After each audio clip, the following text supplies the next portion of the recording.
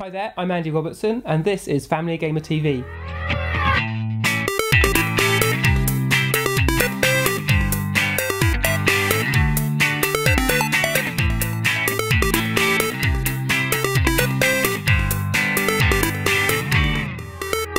Welcome back to what we're playing on Family Gamer. I'll be talking about some newer games in a bit, but first let's hear how you've been getting on, Tim.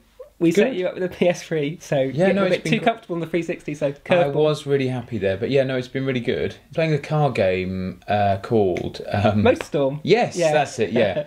Which is incredible, actually. Yeah. Having been played quite a few realistic car games, in terms of I'm on a track, and that track is modelled exactly on a racing circuit. Yeah, like Forza. This is a circuit I have no idea what's going to happen, and I think for me, I've never played a game which has made my stomach churn, but I think playing it on the screen, you get up close and personal, and then you have no idea that you're about to drop off this cliff edge. And honest to God, I was scared as I went down this cliff edge. That's amazing. It was incredible. Yeah. The graphics were amazing. Yeah. Well, one of the things about Motorstorm is it's got 3 versions. So there's the original, there's Pacific Rift, and Apocalypse, and all 3 of them did this thing where, as you're driving around the circuit, the environment responds to the cars and where you go. So if you've got a whole load of trucks racing and you go through the deep route round where it's mud and it's wet, each lap you do, that gets muddier. Yes, and if you say you're racing on a bike and you try to go that route, you just get stuck in the mud. Still be there. That's yeah, right. Exactly. Yeah. So it does that quite cleverly, but also into that it layers different routes. So you need to know what vehicle you're driving to know which route. So if you're on a bike, then you have to go take the high road sort of thing. If you're on a big truck, you can just plough through the middle. If you're on a buggy, then you're sort of in between the two. Yes. So that's probably what you're feeling. You may well be taking on that big drop off, taking a big car off a cliff you're not supposed to be. So it's hairy. I mean, it's pretty hairy to play. Yeah, but it's brilliant, really exciting. Yeah, cool. Anything else? Yeah, the other game I've been playing is Gran Turismo. Yeah. Which is different. Seems different to pick up and play it to Forza. Yeah. Similar vein. Obviously, it's real cars, real tracks. Yeah. Yeah. All that's the same, but I don't know. There's just something about it that's different. I mean, when we were playing, the rain started coming down and things like that, and there's just got a slight edge to it. Yeah, I'm a sucker for weather changing while you play. Yeah. Also, day-night cycles while you play. If I can do a racing game like there was Grid a little while ago, and you could do Le Mans, and it would go dark as you're racing. Yes, that is cool. I'm a sucker for that. Yeah, that is cool, but it's got a great feel to it. Yeah. Yeah. Not quite. There's many car choice and things like that, but there's still more than enough gameplay. Yeah, well, that's one of the things actually. Forza gives you a lot more upfront, but Gran Turismo, there is a lot of depth. There are a lot of cars there. Oh, is there? Okay. But you have to work to unlock them, and that can be a bit more difficult. So some people find that off-putting, but others, they like that challenge. Yes. That they're going to have to really work at the little rewards them for that effort they put in. Yeah. So.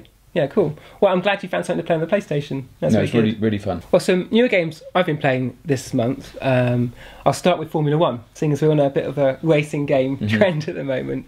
Now, this is the second version of a Formula 1 game from Codemasters, and it was really well received last year. And it basically is, your straight-up Formula 1 racer. But it's just the realism, the amount of depth they've got in it, has just made people sort of, I guess, enjoy that Formula 1 experience again. And for me, the big win this time is that it's a split screen mode. So it's nice to see a proper game that's been really well received. The next year they've thought, oh, we'll add split screen multiplayer. So I feel like they're looking after the family gamers out there. So that's one I'd recommend. Another game, and this is another sort of, we talked about Limbo last week. This is another re-release. Is a pack for the PlayStation 3 which provides Ico and a game called Shadow of the Colossus. Now these are 2 games that are from the same creator, and they have a similar sort of feel. So they're originally on the PS2, so the graphics don't look amazing. They're not going to impact you, but what's happening within the world is really impressive. So Shadow of the Colossus, you take a small little character and you're exploring this massive open landscape, and every now and again you come across these huge sort of colossi, and each one's different, and each one you have to sort of climb and eventually work out where you have to hit it, and eventually you kill these colossi. Rather than this sort of grand victory, it plays this really orchestral music, and you're sort of, the feeling it gives you is you're not sure whether that was such a good thing to do. Oh, really? Yeah. That's and it's actually, for me anyway, it's created a real emotional connection with the experience of, you feel like you have to go and find these colossi, because that's what the game's telling you to do. There's also a sadness about it as well. So that's a good game. And that comes packed with a game from the same people called Ico, where you're a little boy leading a little girl through a sort of a platform castle.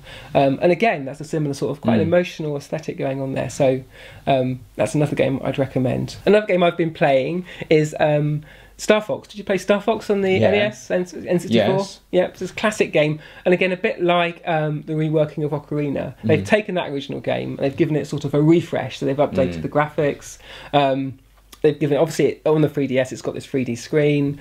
It benefits from the stylus controls. So rather than having to use pad and joystick to move it around, you've got that, and you've got the nice readout on the second display. And it's actually really good. I missed out on the original Star Fox, so these games that are coming out as re-releases I actually really enjoy. So in a similar way to Ocarina, it's nice to feel like you've got a proper console game really on the 3DS, and like I said last time, it means I can play it on the loo or wherever I am, out the way of the kids. Don't hold that thought. Well, those sort of games, on the console, if I had that now, I just don't have the time to play them because they're really long. They'll take 20, 30 hours to complete. So do you pick it up and do 20 minutes and then put it down and then not in the loo all the time? But and because you can sleep it by closing the 3DS, it means you can just play for 20 minutes. And even if there's not a save point or you're not ready to stop, it will just remember it. So next time you start, you can carry on. That's a good idea. So there you go. That's our what I've been playing and what Tim's been playing. And we'll be back in a couple of weeks. Welcome to my video game surgery. This is the chance in the show that I get to answer your questions about video games. This week we're looking at a question: how do I read a video game box? Now when you first hear that question, I know it sounds a little odd, but actually it's a really good one. The information that's provided on a video game is quite technical. Firstly, you've got the age ratings, you've got information about what equipment you need to run the game, and you've also got specifics about the game itself. Is it multiplayer? Is it single player? How long will it take? Now, something common to all video game boxes is the age rating. This is situated in the bottom left-hand corner and specifies how old a player should be to play it. Some people get this a bit confused. It's not a rating of who's able to play the game. It's actually a rating of who is appropriate to play it. So seeing a PEGI 3 rating in the bottom left-hand corner means that that game will be appropriate for a 3-year-old to play. It doesn't mean that a 3-year-old will be able to play it. Now let's look at some specific video game boxes. First of all, on the Xbox 360. On the back of the pack, in the middle, are 3 colour-coded lines, small boxes with quite small text inside. The green text specifies features that you can play locally on your Xbox 360. Below that, there's some orange text, and that specifies features that you need to have Xbox Live to play. And finally, and more recently, there's a purple line of text at the very bottom that you need a Kinect sensor to play. And you'll also find that for games that require Kinect, there's a symbol on the front of the box that says requires Kinect. Now let's look at a Wii game. First of all, on the front of a Wii game, there may be a symbol that says it's compatible with Motion Plus. This is the block that plugs into your Wii remote and gives you a little bit extra control and fidelity over the game. On the back, there's a set of symbols at the top right, little blue icons on a white background. Now these specify which controllers you need to play the game. That can be quite important, particularly if you need to know how many controllers you need. It will tell you if the game's a 1, 2 or 4 player game, whether you need Motion Plus, whether you need a nunchuck, and also whether it supports some of the retro controllers or the GameCube controllers. Let's look at a PlayStation 3 box. On the back of these is a small square towards the bottom, which has an orange background and black icons.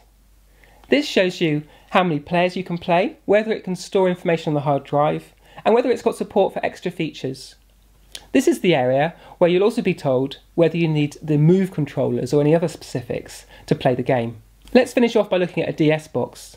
On the back of these, at the top left, are a set of black boxes with grey icons. Now these specify how you can play the game. Most important of these is the multiplayer icons. These will either be single cart or multi-cart. Now a multi-cart multiplayer game means that for one copy of the game, other DS players can download it and can play together without having to own the game themselves.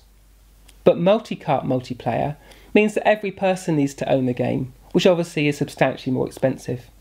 So there you go, and you can see how something that seems actually quite simple is more complicated than it first appears. But with that information, you should be able to look at the box, both the front and the back, and get a much better idea of the sort of game you're buying. Thanks for watching Family Gamer TV. We're out of time today, but we'll be back with more episodes soon.